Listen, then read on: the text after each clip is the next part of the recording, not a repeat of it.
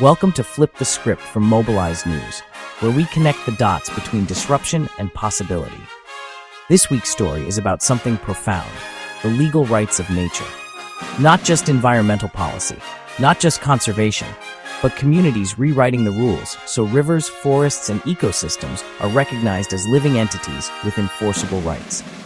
Why it matters. When nature has rights, communities can restore health, culture, and prosperity on their own terms. Let's dive into how this movement is unfolding, with stories from Quebec to Chile, and why it could transform the future of law, economics, and life itself. In northern Quebec, the Equanichit Innu First Nation just secured a historic legal recognition for their ancestral river. The Magpie River now holds 9 enforceable rights: the right to flow, the right to biodiversity, the right to be restored, and even the right to take legal action in court. Local elder Marie-Claude Pinette put it beautifully. When the river suffers, our people suffer. When the river is healthy, our community is strong. For the Innu, this isn't theory. The river sustains fresh water, supports cultural ceremonies, and draws ecotourists who paddle its rapids. Now, it's not just a natural wonder, it's a legal partner in survival.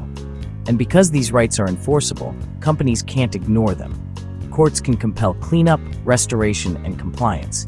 It's ecological sovereignty written into law. This is prosperity reframed. A healthy river means healthy people, stronger jobs, and cultural resilience. Across the Americas, another breakthrough. On August 18, 2025, Chile's Constitutional Convention launched a Commission on Environment and Rights of Nature. The idea?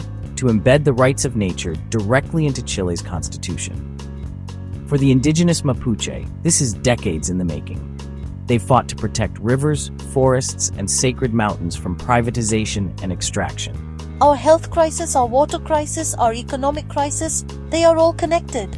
By giving nature rights, we put life, not profit, at the center of our laws. If Chile succeeds, it joins Ecuador and Bolivia in making ecosystems constitutional citizens. And it sets a precedent for nations worldwide. This isn't abstract. It's about protecting Chile's water during droughts, defending its glaciers from mining, and preserving indigenous heritage. It's about securing the commons for the next generation. These two stories are part of a growing wave. In Ecuador, the Vilcabamba River won a lawsuit in 2011 against a road project that choked its flow.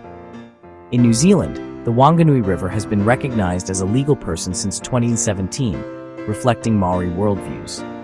In Spain, the Mar Menor Lagoon was granted legal rights in 2022 after years of pollution crises. What unites them? Communities refusing to let ecosystems be treated as expendable. Instead, they're saying nature is not property, nature is kin, nature has a voice. And here's the ripple effect. Courts are starting to hear nature's cases. Local governments are passing ordinances that prioritize ecosystem health. Economists are exploring how rights of nature laws can reduce healthcare costs, food insecurity, and disaster risk by tackling root causes. And this matters for all of us. So what does this mean where you live? It means that communities no longer have to wait for distant leaders or broken systems to act. They can draft local ordinances recognizing rivers, forests, and even aquifers as rights-bearing entities. Imagine a polluted creek in your town that can demand restoration. A forest near your city that has the legal right to remain intact. Children growing up with ecosystems that aren't just protected on paper, but defended in court. That's what democratizing nature's voice looks like.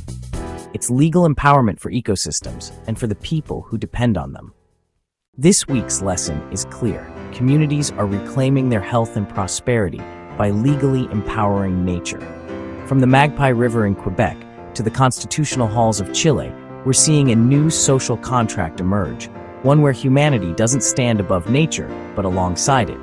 It's about survival, it's about justice, and it's about rewriting the rules so that future generations inherit a thriving planet, not a broken one. Because when nature has rights, we all have a future. Thanks for joining us on Flip the Script. Until next time, stay informed, stay engaged, and remember, the story of tomorrow is the one we write together today.